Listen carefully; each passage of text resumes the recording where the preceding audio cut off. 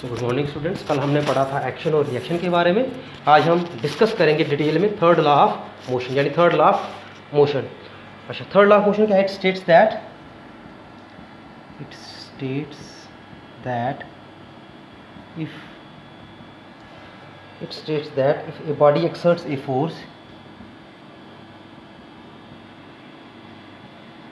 exerts a force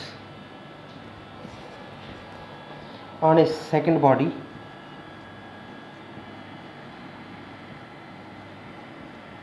जब एक body दूसरी बॉडी के ऊपर फोर्स एक्सर्ट करती है, it states that if a body exerts a force on A second body, the second body exerts a force, जो दूसरी बॉडी होती है, the second body exerts a force, second body भी force exert करती है, second body exerts a force that is equal in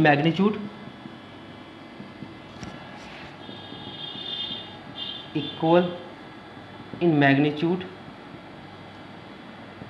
जो मैंने कल भी डिस्कस किया था आपसे, equal in magnitude but opposite in direction,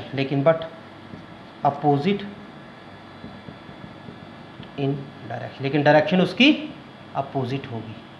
equal in magnitude but opposite in direction.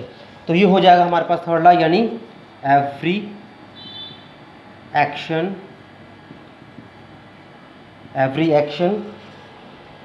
has an equal and opposite reaction. Every action has an equal and opposite reaction.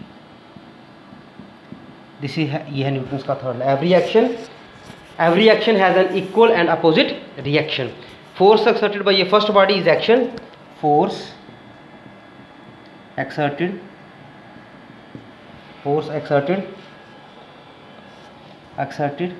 by first body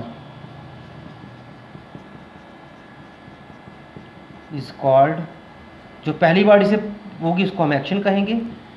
इसी तरह से जो force exert करेगी, force exerted by second body is called reaction. उसे हम क्या कहेंगे? Reaction. जो पहली बॉडी पर फोर्स होगी वो एक्शन होगी, जो दूसरी बॉडी पर फोर्स होगी वो क्या होगी? रिएक्शन होगी। इस तरह से एक्शन और ये रिएक्शन होगा। इसकी एग्जांपल्स करेंगे। एग्जांपल्स जैसे वॉकिंग, हम चलते हैं, जब हम चल रहे होते हैं हम अपनी फोर्स लगाते हैं ज़मीन के ऊपर, ज़मीन उतनी ही फोर्स हमें लगाती है, उसी की हेल्प से हम वॉक कर सकते हैं, फ्लोर पर चलते हैं। वॉकिंग दूसरा एग्जांपल इसमें आ गया, तो वॉकिंग हो गई। दूसरी एग्जांपल इसमें आ सकती है आपके पास जंपिंग फ्रॉम बोट। जब हम एक बोट पर से उतरते हैं ज़मीन पर, जैसे हम बोट से ज़मीन पर उतरते हैं तो हम ज़मीन पर पैर रखने की कोशिश करते हैं, बोट हमें पीछे धकेलती है, यानी जितना हम एक्शन करते हैं उतना ही बोट हमें पीछे की खींचने की कोशिश करती है। दैट इज रिएक्शन की फोर्स है। देन थर्ड है रॉकेट की एग्जांपल। रॉकेट देखा होगा आपने चलता हुआ, जितनी जल्दी जितनी तेज़ी के साथ उसमें से गैसेस जो है एक्सर्ट होती हैं बाहर, उतनी स्पीड रॉकेट अपनी पकड़ता जाता है। ये बेस्ट एग्जांपल है आपके पास। Fourth recoil of gun, recoil of gun. Gun fire होते हैं, आपने देखा है, गन को हमने पकड़ा हुआ होता है, जैसे ही हम गन को फायर करते हैं गन से बुलेट निकलता है, बुलेट के अपोजिट जो गन होती है वो पीछे को रिकॉल करती है। ये भी एक इसकी एग्जांपल है एक्शन और रिएक्शन की। देन लास्ट है स्विमिंग